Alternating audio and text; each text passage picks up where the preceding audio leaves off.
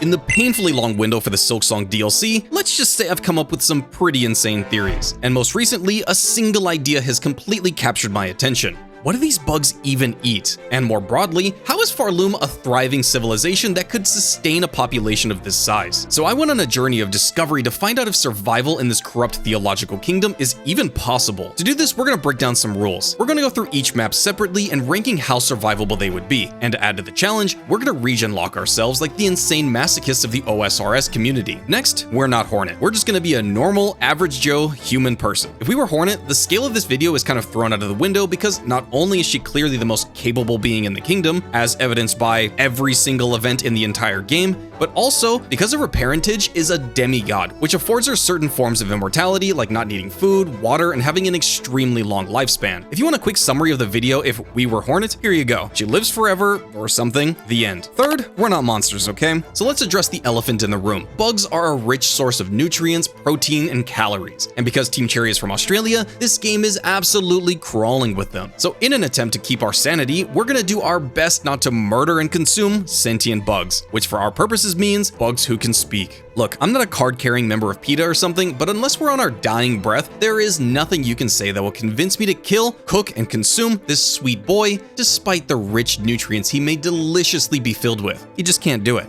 With the rules covered, let's begin our journey right where Hornet lands. As far as starting areas go, this place is absolutely loaded. Mind you, traversing this land may be difficult if your vertical isn't as high as Hornet's, which for this video, it is. Congrats, you've got ups. As long as Hornet can make the jump without the use of the fade down cloak, I'm gonna deem it a legal obstacle that we can traverse. That said, just looking at Moss Grotto, we have a ton of mossy, stagnant water, which you probably wouldn't want to drink unless you boiled the heck out of it. But since everything here is, well, mossy, building said fire might prove difficult. However, just looking a bit in the background here, we have what looks to be running water, and sure, not all running water is safe to drink. I mean, we're not freaking Bear Grylls.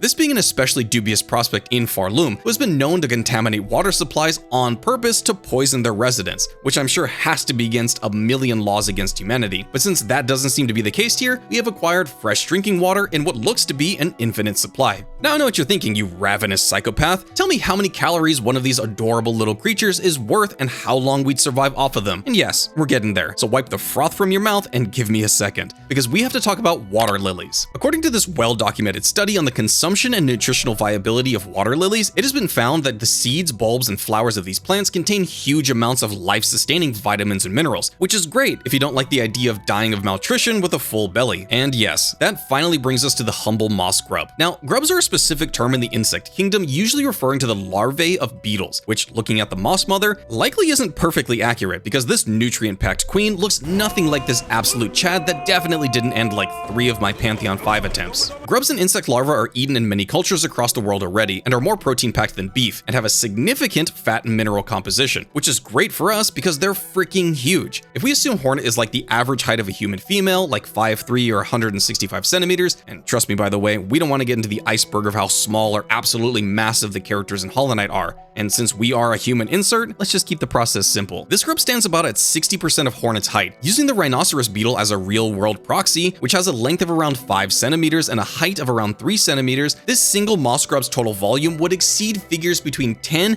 and 50,000 times more massive than the largest grubs on the entire planet. If we assume even modest numbers for our calculations, each one of these grubs could contain upwards of 400,000 calories in protein, fat, and nutrient-rich insect meat. That's the equivalent to like 500 Big Macs, and you wouldn't even have to deal with the consequences on the toilet later. On the higher end, if these grubs are as protein-packed as Earth equivalents already are, we could survive upwards of 10 months on just one grub. Sure, eating the same insect for 10 months sounds like an absolute nightmare, but it's surely better than dying of starvation, and I bet right around now you're writing a snarky comment about after we've dispatched one of these snuggly and delicious creatures, they'll immediately begin to rot. And to that I'll say, let me introduce you to Bone Bottom. Wait, what do you mean Moss Mother blocks our path? Now look, could we as a human kill a bug several times our size? No, we'd die to the tutorial boss immediately. Video over, back to doom scrolling. But fortunately for us, Moss Mother doesn't seem to attack Hornet until she walks into her boss room and starts destroying her eggs, which will of course be important later. So assuming we aren't confined to game mechanics like boss doors closing behind us, we can just walk straight through and avoid her completely, allowing us access to the tallest rope climb of our average human lives and into the first taste of civilization, Bone Bottom and Moss Home. Bone Bottom is filled with NPCs that are completely off the menu, given that we already have our food and water supply. But we still do have two problems to solve. A, eating raw insects seems extremely dangerous, and B, the moss grubs might be infinitely respawning, given that the moss mother clearly is producing more eggs, but as soon as we harvest one, they will spoil extremely fast and waste a ton of calories in the process. So I scoured this entire area of the map for suitable firewood or tools to actually make one, and again, I'm not freaking Bear Grylls, so either someone has made a fire for us and we'll cook and dry our insect meat, or we're gonna risk it all with eating raw insects. Fortunately for us, the moss druid exists and basically solves all of our problems. She has a cauldron that is clearly cooking some kind of stew, which later becomes relevant for the Great Taste of Farloom quest. If we can convince her to cook for us, which she seems to have no problem doing for Hornet, we'd have an infinite supply of cooked meat and boiled water, all without murdering a single sentient creature of this beautiful game. For now.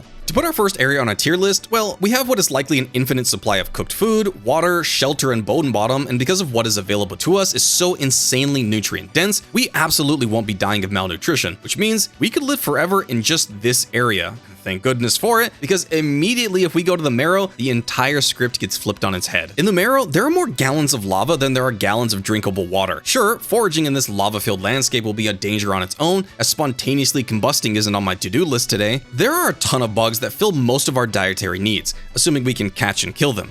And technically, we could dry all the foodstuffs near the lava to preserve the meat after we've extracted as much liquid from the meat as possible. But I can't in full faith say that we'd solely survive on bug meat, despite its high water content. Even in a temperate climate, the human body needs around 1 to 2 liters of water per day, and the Marrow, let me tell you, isn't temperate. So dehydration becomes a huge factor unless we stay away from those areas completely, which would risk our food spoiling and consequently dying of starvation. Like and subscribe if you enjoy Catch-22s. But then I stumbled on the Promised Land. These vines, which likely climb down from Shellwood, are our lifeline and provide us with a perilous but infinite supply of questionably fresh drinking water, as this type of foraging for water in jungle environments already is a viable and somewhat sustainable source of hydration, and provided we don't die to the enemy bugs whilst acquiring this water, which shouldn't necessarily be too difficult, life, while much more difficult here, is theoretically sustainable, provided you stretch your food and water supply as much as humanly possible. I even went ahead and counted every enemy in this gigantic biome and found there are over 50 enemies ranging from moss grub-sized skull scuttlers to the absolutely massive skull brutes, which have the rough caloric density of 3 to 5 moss grubs each, meaning if just one moss grub could sustain us for months, the meat of just one skull brute could provide us with nearly 500 days of food, and there are 6 of them. That is 10 years of food, provided we can take all these suckers down. And even Hornet says that they are soft-shelled creatures. So if we pick up the straight pin, which is conveniently in this area, we will have successfully conquered the Marrow. As far as ranking this region for survivability, it's definitely worse than Bone Bottom, but I think survival is sustainable. Remember what I said about the Marrow not exactly being temperate? Well, Deep Dogs turns the challenge rating to the impossible setting for like 10 reasons, but I'll go over the easy ones quickly. 1, every square inch of this place, you can see fiery smolders in the air that is being produced by the literal ocean of lava cooking this area to temperatures that would far exceed our capacity for survival. But not only that, lava gives off dangerous mixtures of hot gases. Primarily a little water vapor, carbon dioxide, and oh yeah, sulfur dioxide. Not only is this place going to stink worse than an anime convention in the summer, but the gases will cause severe irritation of all exposed soft tissue, those important things to human survival. You'd also be cooking alive in this place at a rate that Anakin Skywalker would be jealous of. Oh, I hate you. You're gonna starve, melt, suffocate, and dehydrate within a matter of hours. Survival here is not possible. The Wormways are probably the most interesting location in Act 1 for one simple reason: lifeblood. And oh boy, I hope you're ready to become an addict. Taking a quick once-over of the area, no, we aren't surviving off of what is available, because these terrifying doom worms are going to chew you up before we make it anywhere. Our only hope is to sprint as fast as we can to make it to Xylitol, who fortunately is looking for a new assistant. Now, lifeblood is a tough situation because on one hand, dying of dehydration kinda sucks as far as I've been told. But on the other hand, becoming an immortal zombie trapped within a shell of my former self also kinda harshes the vibe of my existence. But as far as we are aware, and according to the wiki, lifeblood is only toxic when taken in excess, and at this point in the story, all of the lifeblood buds are infinitely respawning, so all we'd have to do is collect enough of the stuff to build a lifetime supply of, and enough for Xylitol to finish his experiments and help us both ascend to immortality. Or we'll be turned into a mindless zombie and pray the Sea of Sorrows DLC provides us with a cure. I'm gonna say, depending on your definition of survival, we could pray for Xylitol to come through and we don't become zombies, thus allowing us to live forever, or we die pretty quickly to lifeblood overdose and, well, GG.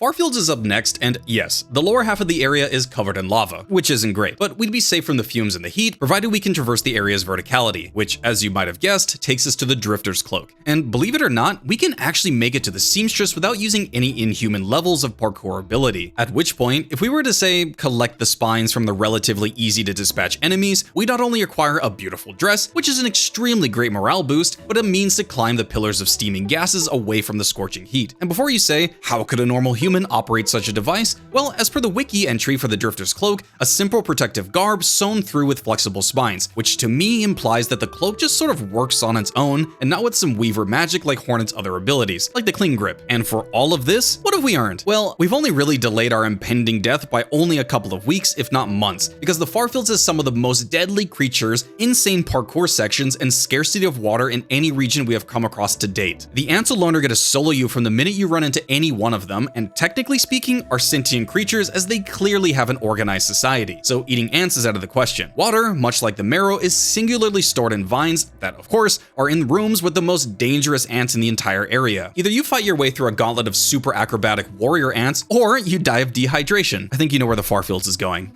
For our last area of Lower Act 1, we have the Hunter's March, and let's just get through this one quickly. If, and I mean if, you gain access to the area by somehow either convincing the Scar Guard that is blocking the entrance, or kill him, you'd still be met with the most intense parkour, pogo-heavy section full of a militant culture of raging ants that will do anything to protect their queen. And given what the queen looks like, guys, I get it. There isn't a world where survival is possible here, so let's just rank it accordingly and move on. Shellwood is our first venture into the second half of Act 1, and on paper should be extremely livable place, unless you have a pollen allergy, because just like Deep Docks, this place is more particulate in the air than downtown Los Angeles. And if that's the case, GG, go next. But if you don't, enemy density is fairly low, there appears to be water if you're okay with drinking from a layer of milky bile film, and what enemies do exist are fairly dumb and easy to collect for nutrients. That said, these spear-throwing bugs, whilst hostile, are clearly too sentient for us to want to catch and kill, which really limits the amount of food we have available. However, we're saved by the fact that we have a regenerating food source of these flower enemies that blossom perpetually within this active ecosystem. Mind you, eating flowers for eternity will see us dead in a few months, and even supplementing our diet with these water strider enemies will only see us making it at most a year.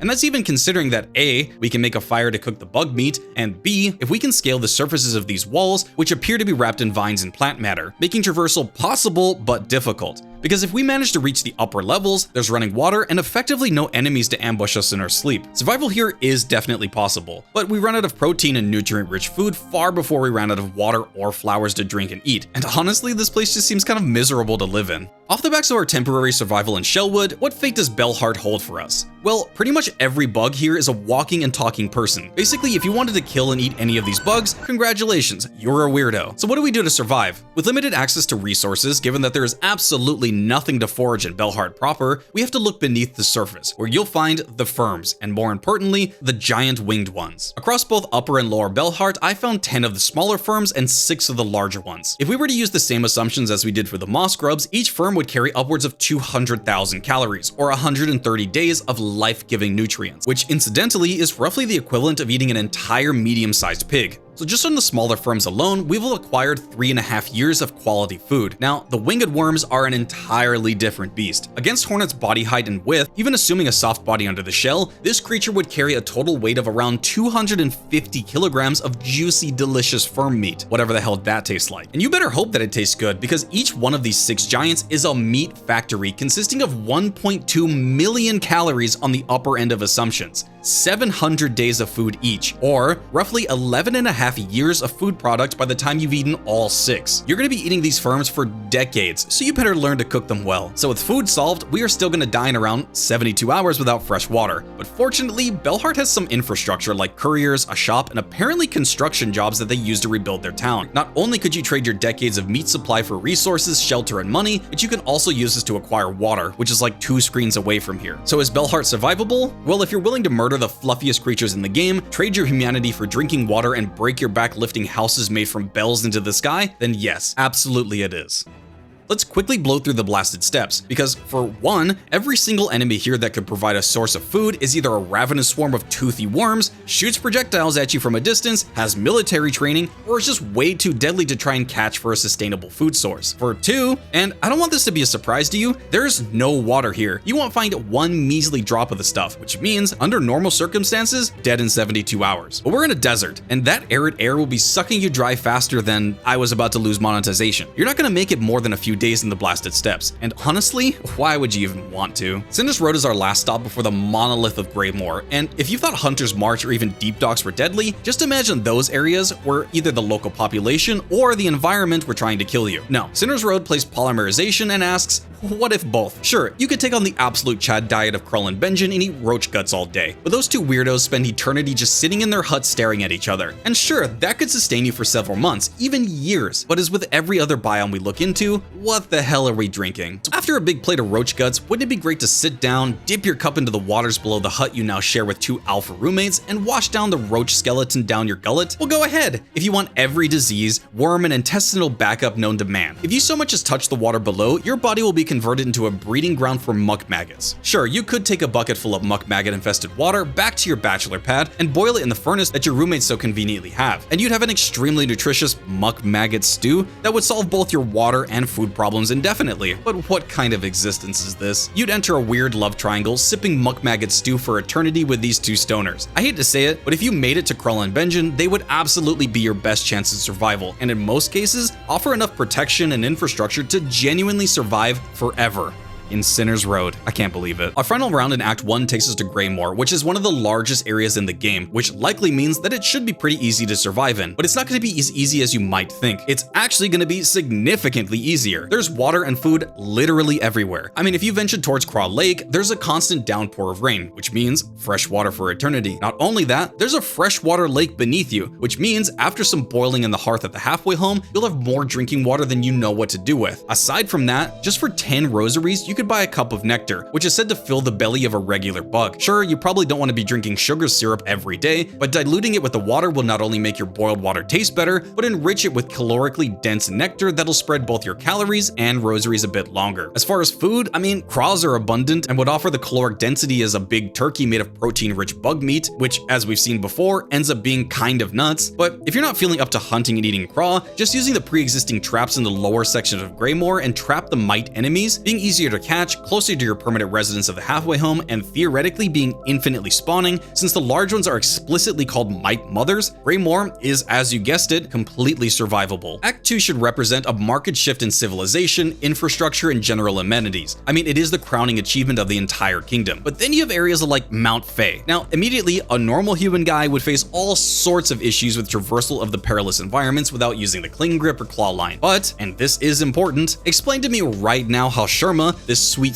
boy, made it to the top of the Citadel completely unscathed. He was like 6 rooms away from Grandmother Silk. We were a handful of screens away from a Grandfather Sherma ending, and eventually absolute Sherma. He made the pilgrimage through all adversity, and if he can do it, so can we. So here's the deal. If an area doesn't require an obvious double jump, our average Joe can make it, either by being creative or by Fortnite building up to reach higher structures. Good, let's move on. So with that in mind, is Mount Fae any better a biome? Absolutely not. And no, dear viewer, we are not an adapted culture like the indigenous people of the Arctic. We don't have any thick clothing to prevent the biting winds of temperatures that freeze Hornet, a demigod, in a matter of 15 seconds. At maximum masks, Hornet, the daughter of the Pale King and one of the most resilient creatures we have ever seen in the Hollow Knight series, don't at me about double damage, will die to the hypothermia related causes in about 35 seconds. With the most durable and warm gear that modern science can offer, on Everest, hypothermia will set in within a matter of a half hour, and that's the most extreme environments on the planet. You, dear viewer, are not surviving more than a few minutes here, even accounting for the heated areas set up around the map. But let's say you did make it all the way here, which is a statistical nightmare. You'd have a permanently warm shelter, away from the elements, a running fire to boil all the snow you'd ever need into drinking water, which means all we'd need is a reasonable supply of food, and we'd be completely fine to live here. And wouldn't you believe it or not, some of the only enemies that respawn while you're on the same screen are in Mount Fae, and just in the next room. In fact, if you look in the background, you can see many of these bugs that respawn within just a few seconds after being being taken down, which for us immediately means Mount Fae, given enough prep time and a little luck, is completely survivable. Now the slab is pretty interesting because for one, there are a lot of sentient bugs here that we'd like to refrain from making a part of our balanced diet. That said, Hornet despises these creatures due to their horrid and corrupted nature, but justifying breaking our rule that way makes me sound like one of those eat the rich enthusiasts, if they were actually more committed to their cause. So they're kind of off the menu.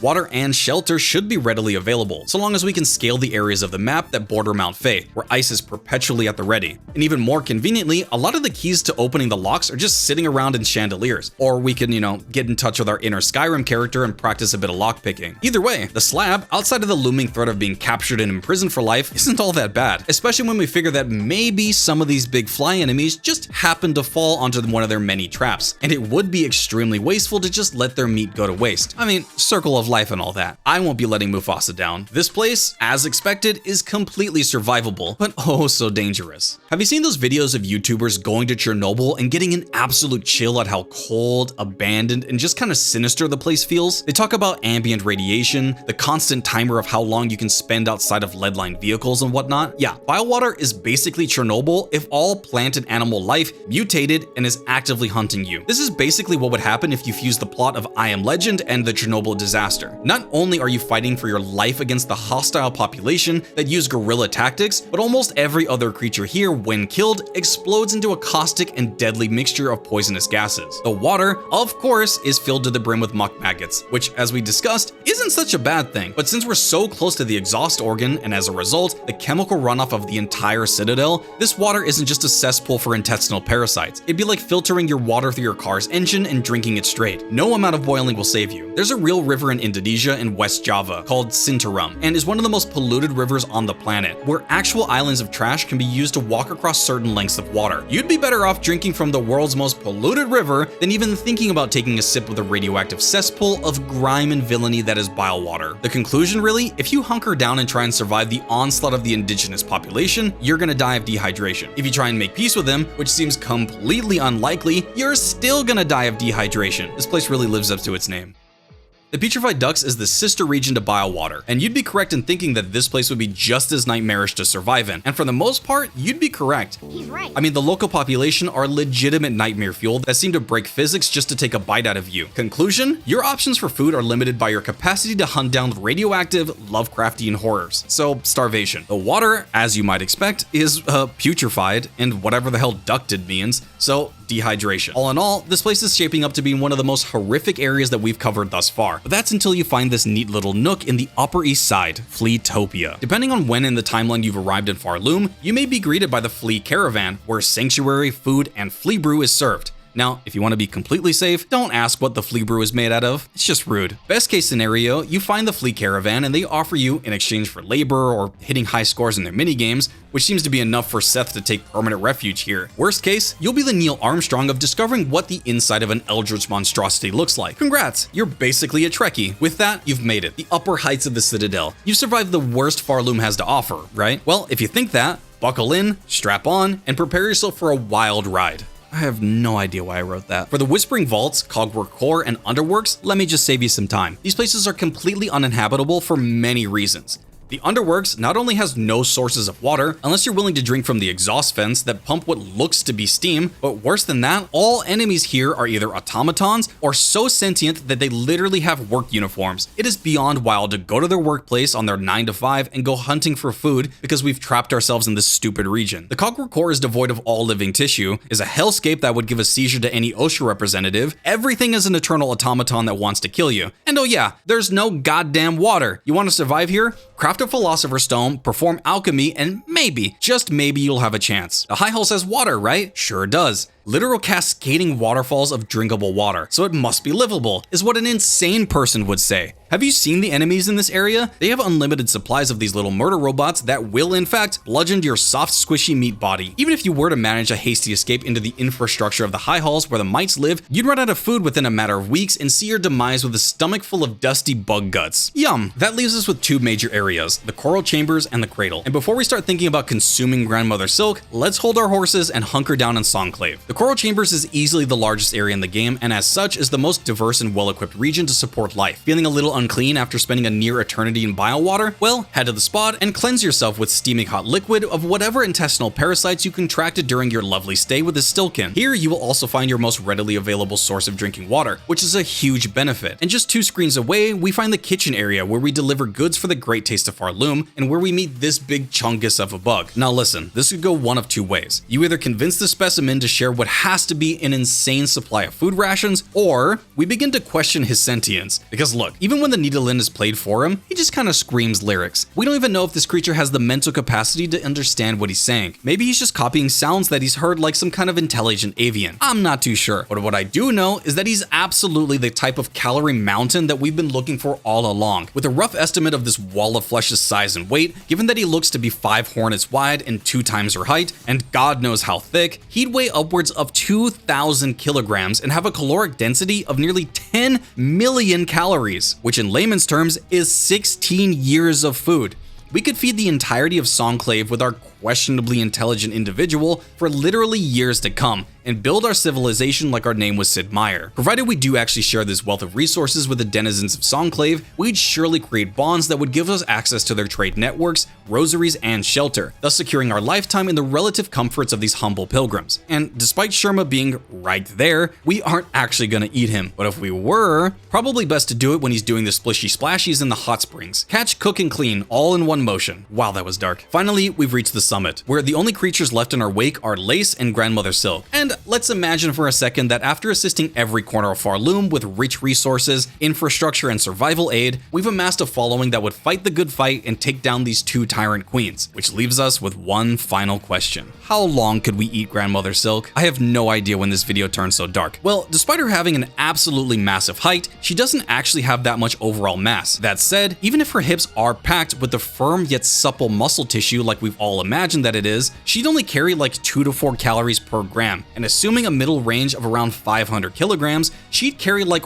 1.2 million calories in juicy pale meat, and would feed us for about 2 to 4 years, which honestly is less than I imagined when theorizing the concept of eating a god. But that's not taking into account her hair. No, not for smelling, you weirdo, for eating. Okay, I guess I'm the weirdo. Silk is a highly potent substance in this world and has properties that heal wounds and literally can extend the life within its natural limits. And my girl, the grandmommy, has a ton of hair. I mean, she'd beat out the Yu-Gi-Oh protagonists in total hair product usage. How long eating her hair would keep us alive is a crapshoot, to be honest. But with her silk, she evolved species of bugs into what became the Weavers. So really, I have no idea what it'll do to us after eating a belly full of her glorious locks. I estimate that either we'll survive a few years from her calories alone, maybe a decade more from her hair, giving us about 15 years of long-term survival. Or we'll just attain immortality and ascend from the mortal plane as a new hair-consuming deity. Or we'll just die of thirst. Thanks for watching. If you enjoyed, let me know by leaving a like and telling me which creature you'd like to eat in the comments. Peace.